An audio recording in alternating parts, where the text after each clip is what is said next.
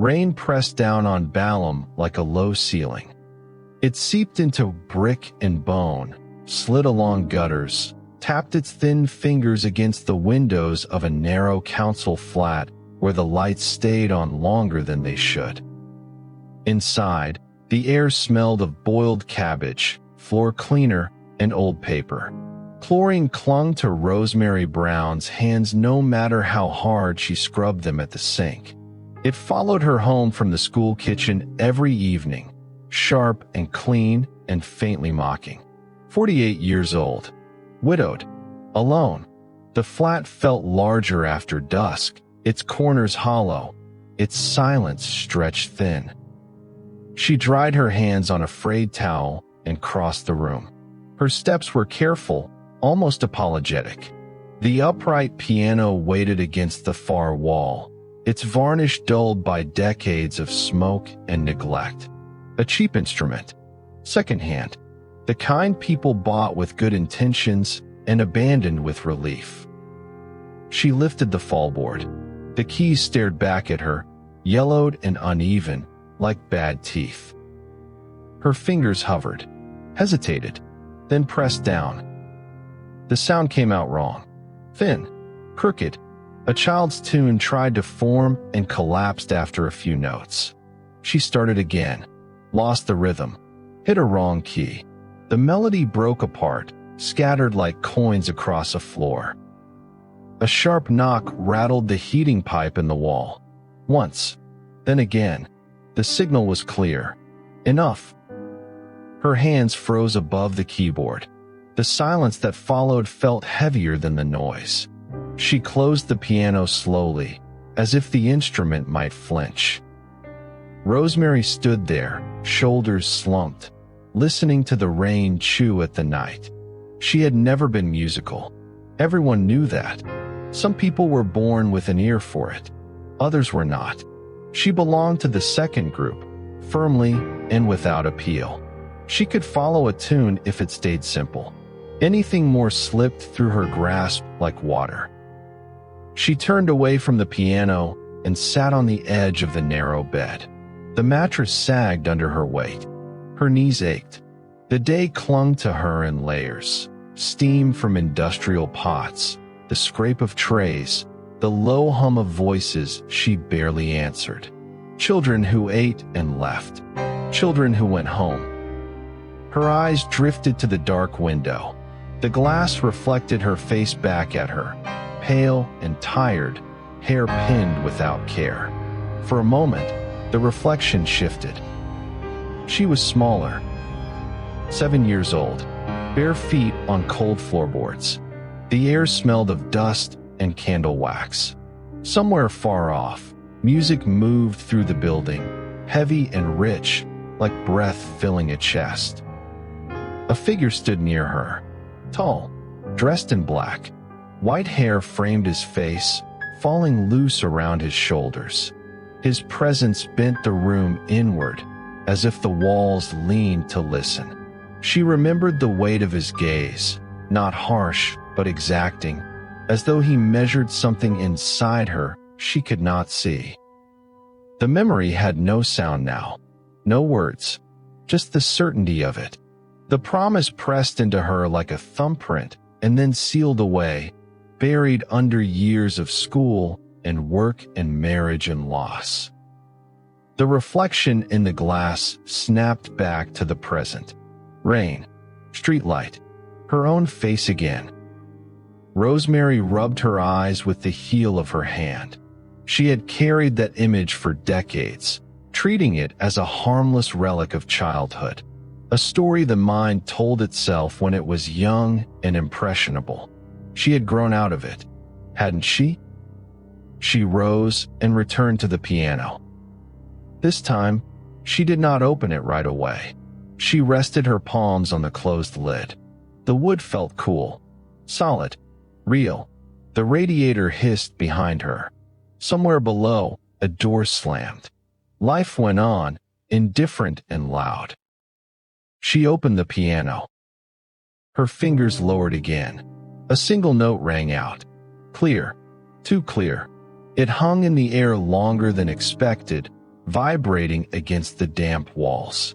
She struck another, then another. Something shifted. Her hands began to move without planning. Not fast, not yet. The melody that formed was unfamiliar, but it held together. Each note landed where it should. Her fingers no longer hesitated. They traveled paths she had never learned, climbed and turned with quiet confidence. Her breath shortened. Her shoulders tensed. The sound filled the room, pushing back the rain, the pipes, the city. The piano no longer fought her. It yielded. The keys dipped under her touch as if they had been waiting. She tried to stop. Her hands did not listen. They moved faster now, stronger.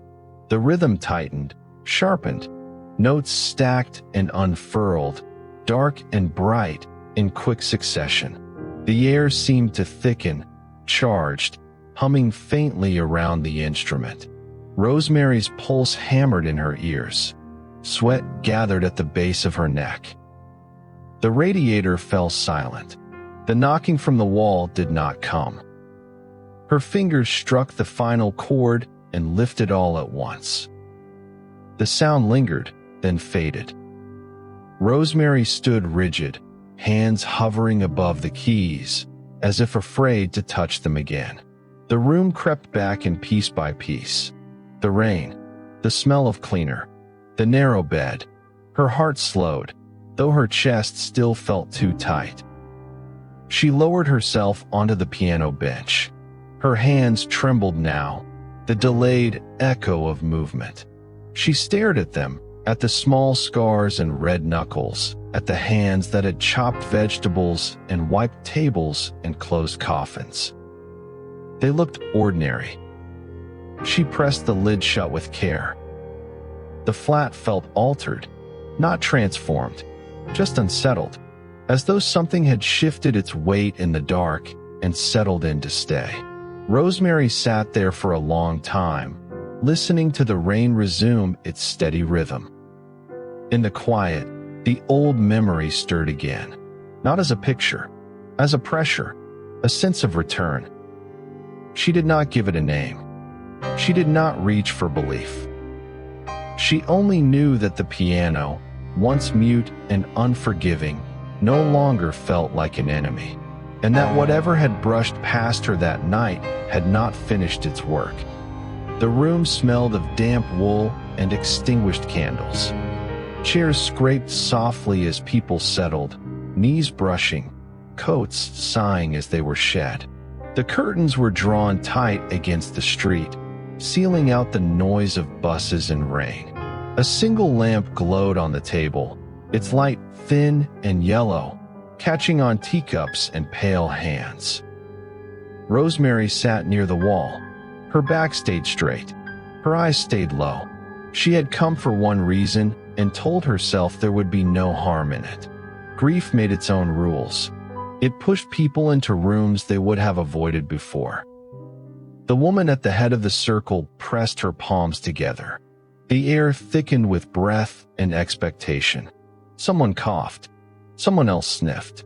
A faint smell of old perfume crept through the room, sweet and stale. Rosemary felt nothing at first.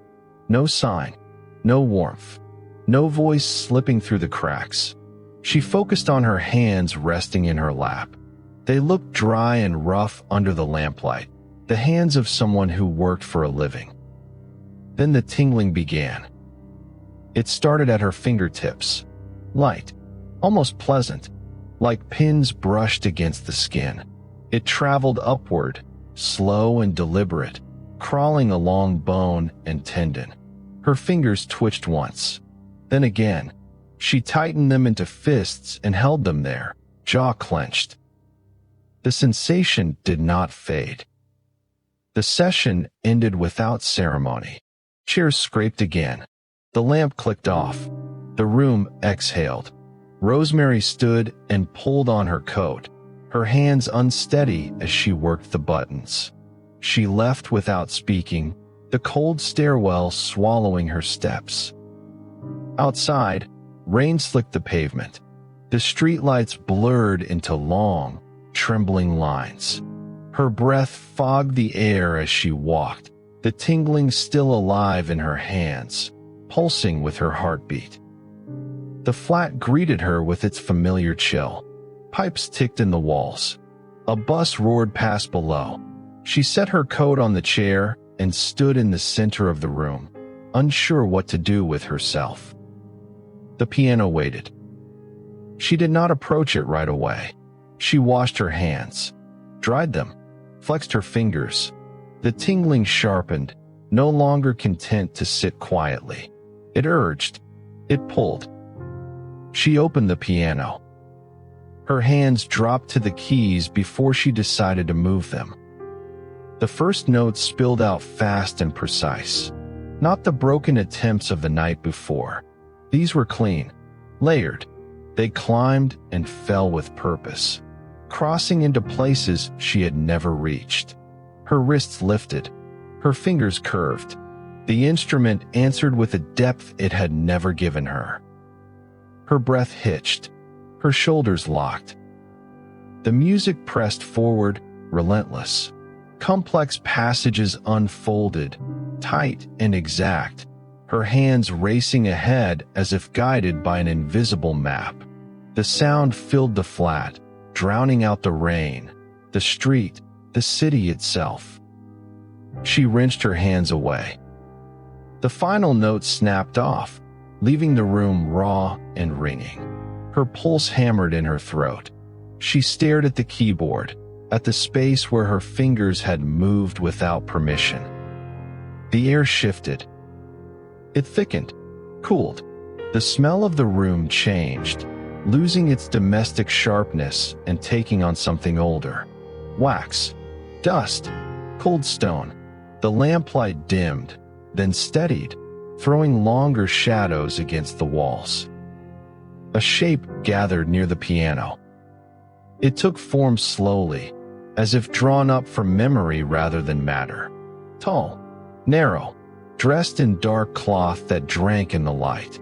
White hair framed a face both severe and intent. The figure stood close enough for Rosemary to sense its weight, the way its presence bent the space around it. Her knees weakened. She caught the edge of the piano to stay upright. The wood felt solid, real, anchoring her to the floor. Recognition struck her with physical force. The image from childhood rose intact, unsoftened by time. The same bearing, the same gravity, the same unblinking focus that seemed to measure her worth in silence. The figure inclined its head, not a greeting, a confirmation. Something settled over Rosemary then, not calm, control. The pressure in her hands eased, reshaped into readiness. Instructions formed in her mind without sound, clear and firm, leaving no room for argument. She lowered herself onto the bench. Her fingers returned to the keys, steady now, obedient. The first notes sounded, and the room held its breath. The presence remained beside her, patient and exacting, as if this moment had been scheduled long ago and merely delayed. Outside, rain continued to fall. Inside, the knocking had finally found a way through. The flat stopped being quiet after that night. Sound arrived first. Not noise, but pressure. A sense of waiting that pressed against the walls before the lamplight came on. Rosemary learned to feel it while standing at the sink, while counting coins for bread, while stirring soup that steamed up the window and softened the rain outside. The air would tighten, the room would lean inward, and then the visitors would arrive. They did not come all at once. There was order to it. The tall figure in dark cloth remained constant, stationed near the piano like a caretaker. He watched the door that never opened and the clock that never mattered. When the others appeared, it was under his supervision. A nod, a lifted hand, a pause that felt enforced. One evening, The air sharpened with a dry, metallic edge. The smell reminded Rosemary of old ink and cold iron. A slighter presence took shape beside the piano, precise and restless. The lamplight flickered as if disturbed by breath. Rosemary's fingers stiffened before she touched the keys. The presence moved closer. Too close. Her hands were seized. Not roughly. With impatience. Her fingers were lifted and set down again, nudged into positions they resisted, pressed until joints protested. The sensation was cold and exact, like a ruler laid across skin. Her wrist trembled. The keys answered anyway, producing lines of sound that ran tight and narrow, sharp as wire. She felt judgment radiating off the presence. Displeasure, surprise, a faint irritation at the condition of the instrument, at the condition of her hands.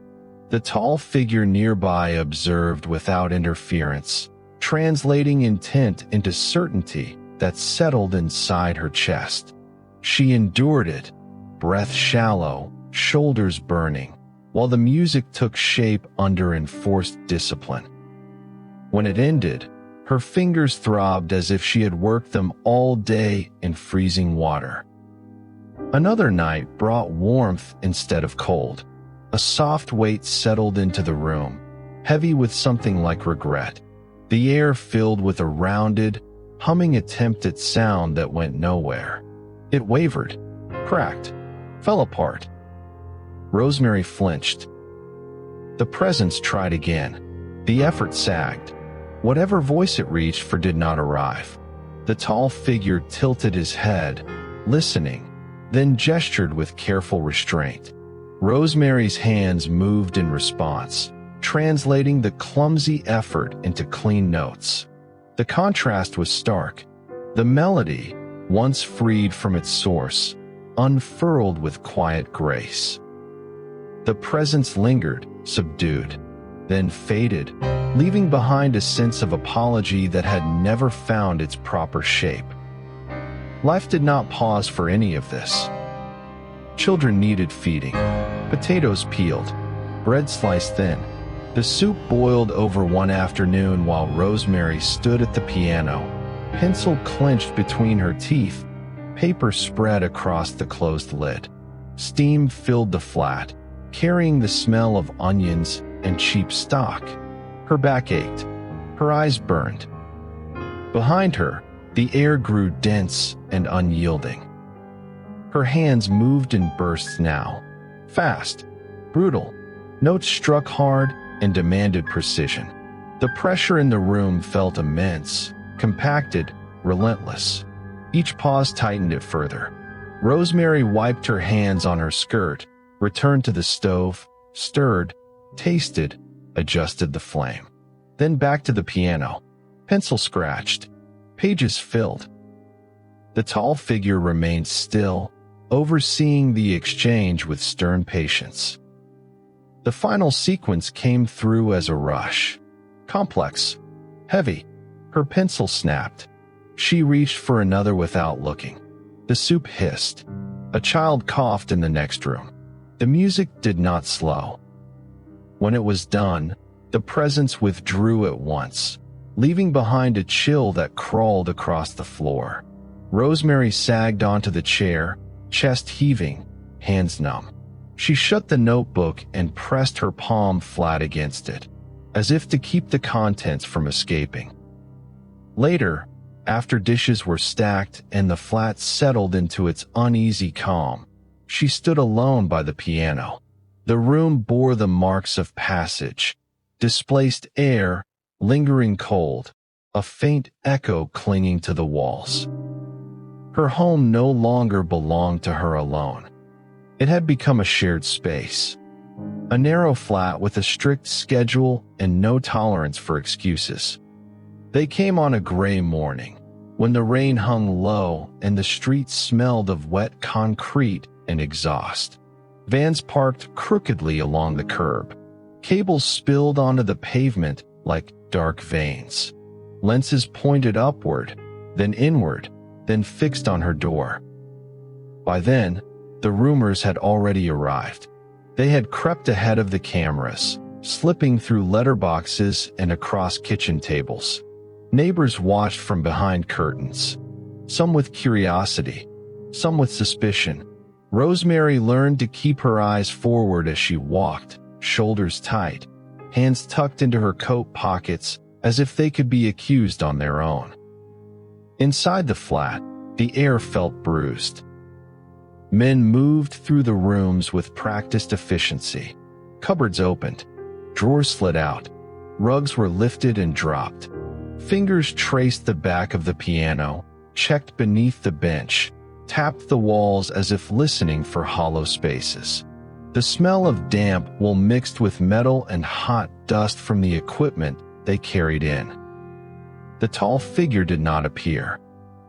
That absence weighed on her more than the scrutiny. A light was set up near the piano, another behind her. Heat pressed against her back. The lens stared, unblinking. She sat where they told her to sit, the bench hard beneath her, her knees locked together. The keys reflected white under the lamps, too clean, too exposed. Her hands rested in her lap. They felt swollen, heavy, useless. The expert stood close, shoes polished, notebooks ready. One of them leaned over the piano, eyes narrowing, fingers hovering just above the strings before withdrawing. Another watched her hands with open distrust, as if waiting for a signal. She inhaled. The room held still. Her fingers touched the keys. The first note struck clean and fast, snapping the silence in half. Her wrists lifted. Her hands moved without hesitation, crossing, separating, returning with exact force. The piano responded in full voice, louder than it had any right to be, its frame shuddering under the strain. The music surged forward, dense and unforgiving. Passages folded into each other with mechanical precision. There was no room for error, no pause to recover. Her shoulders burned. Her breath shortened. Sweat gathered at her temples and slid down the bridge of her nose. The camera light hummed. Pages were shoved toward her, blank staff lines waiting, a pencil pressed into her hand. She did not look up. Her fingers left the keys and flew across the paper instead, lines forming at speed, curves tight and decisive. The graphite scratched hard enough to bite. She did not slow. The expert closest to her stiffened. He leaned in, then stopped, as if afraid to disturb the motion. His eyes tracked the movement of her hand, the slant of the marks, the spacing between them. His face drained of color. He reached for a folder, flipped it open with shaking fingers, and laid a yellowed sheet beside her page. The resemblance was immediate, uncomfortable, the same pressure, the same economy, the same impatient certainty. Around them, the room shifted. Someone cleared their throat. Another stepped back, bumping into a light stand. No one spoke.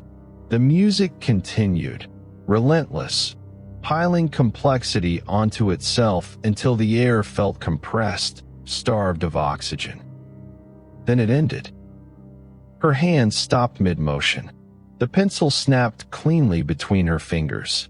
The final note faded, leaving behind a sharp, exposed quiet that rang in her ears. Rosemary sagged forward, palms flat on the keys, chest heaving. The heat from the lights felt sudden now, oppressive. She tasted metal at the back of her throat. The experts exchanged looks. Quick, defensive, calculated. They gathered their notes with care, as if handling something unstable. One of them glanced again at the pages on the piano, then turned away too fast. Another shook his head once, firmly, as if sealing a decision. The labels came easily after that. Clever hands, rehearsed tricks, a practiced performance built on patience and deceit. The words hung in the room without needing to be spoken aloud. Rosemary listened, detached, as they packed up their equipment. The flat slowly returned to its usual shape. Shadows lengthened. The smell of hot dust faded. When the door finally closed, the silence rushed back in. She sat alone at the piano, fingers aching, pulse still unsteady. The notes lay scattered across the lid, undeniable in their presence, unwanted in their implications. Whatever had moved through her had left its mark, not as proof, as a problem no one in the room had wanted to solve. The pressure never lifted. It only changed shape. Night after night, the flat filled with weight. The air grew dense before the lamplight warmed. Rosemary learned the signs. A tightening behind the eyes, a buzzing under the skin, the sense of being watched from a distance too close to escape. Her hands suffered first. They cramped, swelled, split along the knuckles. Pencil shavings piled on the floor like gray snow. Pages tore.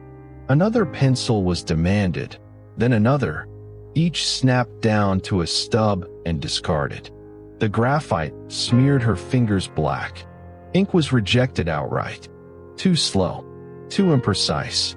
The work came faster than her wrist could follow. Her breath shortened as the pace increased. Notes poured out in dense blocks, driven hard and without mercy. There was no allowance for fatigue, no pause to recover.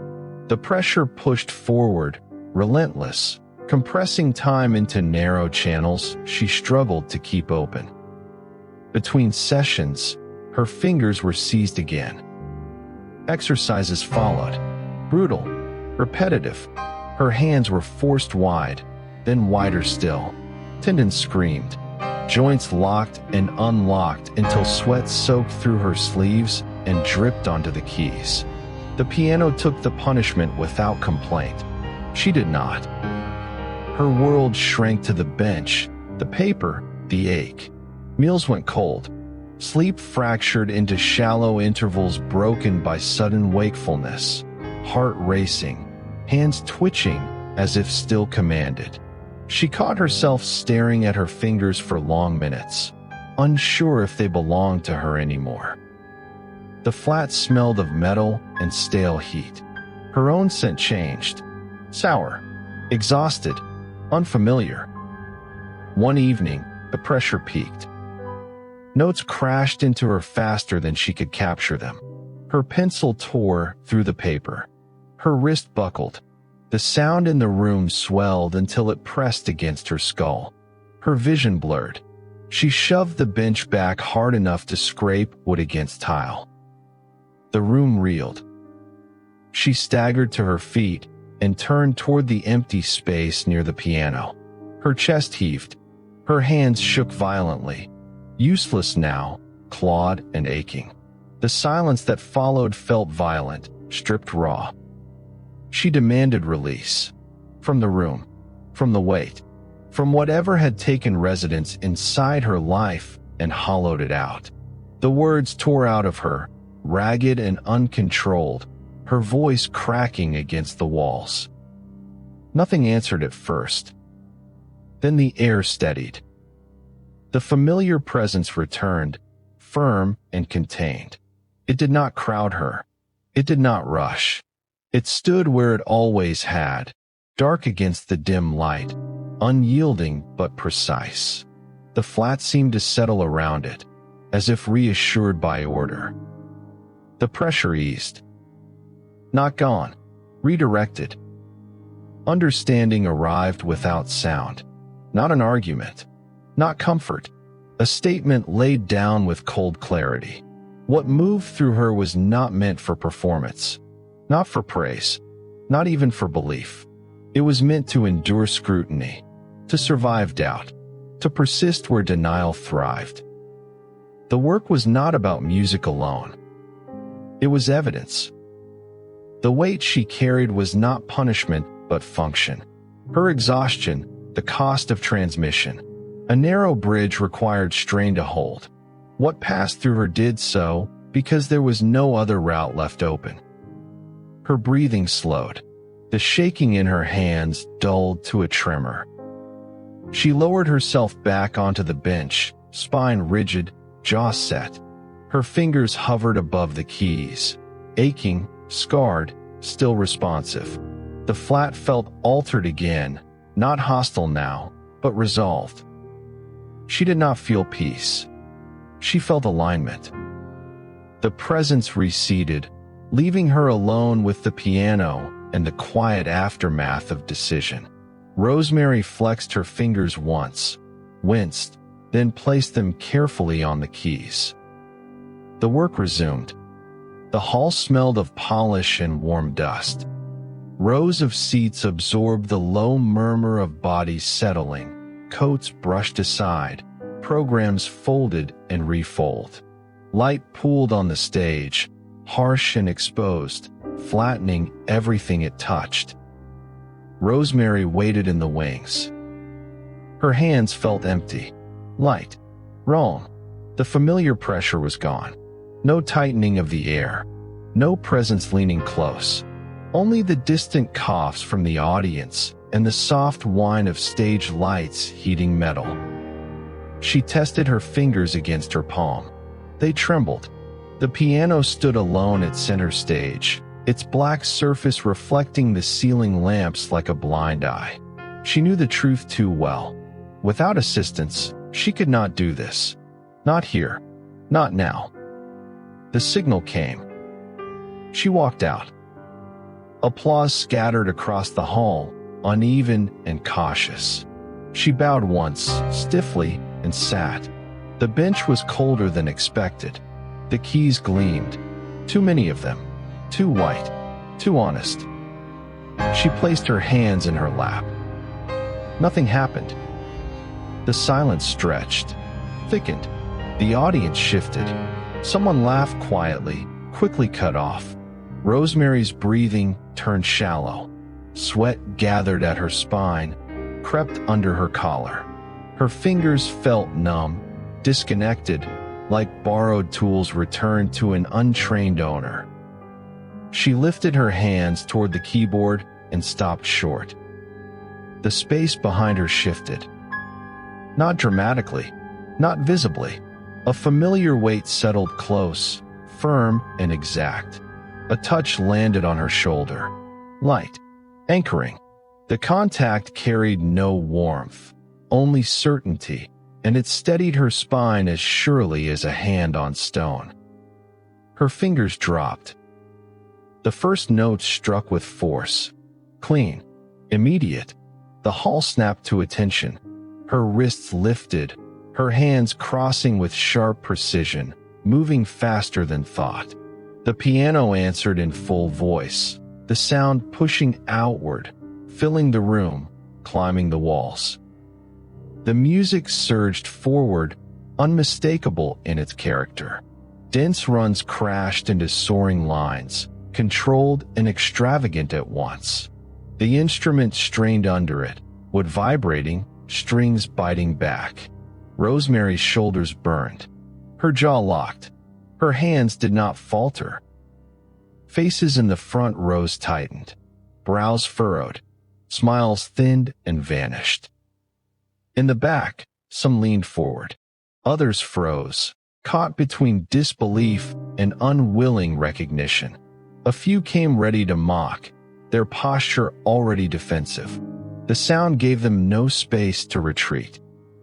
The style was too precise, too willful. The phrasing carried an authority that refused imitation. Each turn announced its origin without apology, as if signed into the air. Rosemary felt nothing beyond motion. No fear, no triumph. Only the pressure guiding her through exact demands, her fingers striking, lifting, returning with brutal clarity. The hall seemed to contract around the sound, every surface reflecting it back. The final passage tore through the space and ended hard. Her hands lifted together. The last note shattered and fell away. Silence followed. Total. Exposed. Then breath returned to the room. Slowly. Unevenly. Applause rose in fragments, then surged, loud and unresolved. Some clapped without looking at her. Others stared as if trying to memorize proof before it escaped. Rosemary remained seated, chest heaving, hands hovering above the keys. The weight behind her eased.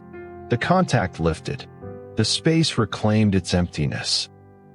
She stood, bowed once more. As she left the stage, the piano remained, humming faintly, its surface still warm. The audience stayed where it was, uncertain what had passed through the hall and whether it would ever come back. Rosemary did not look behind her. She carried the work forward alone, leaving the question where it belonged. The noise faded the way storms always did. Gradually, unevenly, leaving damp air and debris behind. Years passed without ceremony, the flat filled with paper instead of voices.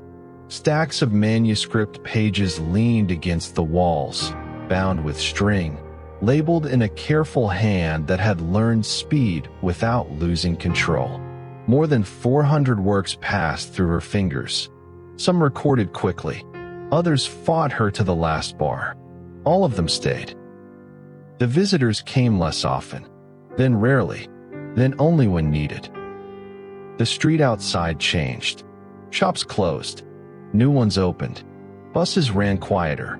Rosemary aged in small increments, the way rooms did, by accumulation rather than event. Her hair thinned. Her back bent.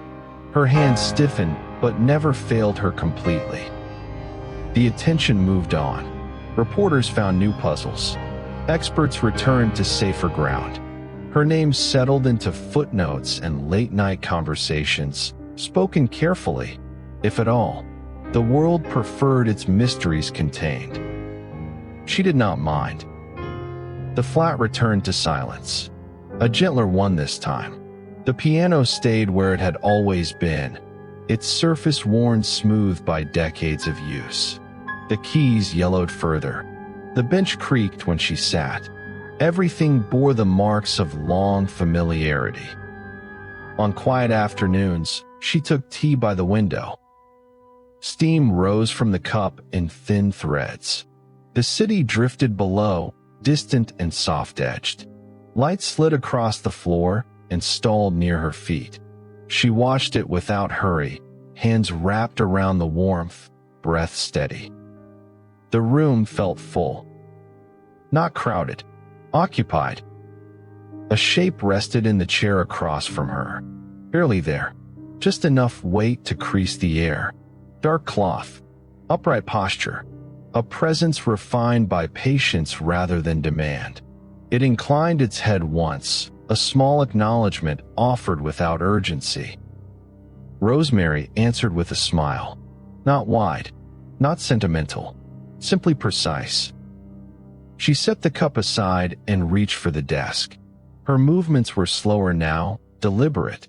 She selected a pen, smooth and heavy, and drew a clean sheet from the stack. The paper whispered as it settled beneath her hand. Outside, the city continued its indifferent motion. Inside, the first mark appeared on the page. Then another. The line curved, held, moved on. The sound did not yet exist beyond her mind, but it waited close, assembled piece by piece with familiar discipline. The light shifted. The room darkened at the edges. She kept writing.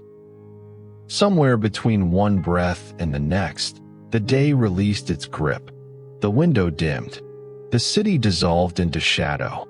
The final notes formed in quiet succession, unheard and complete. The page filled.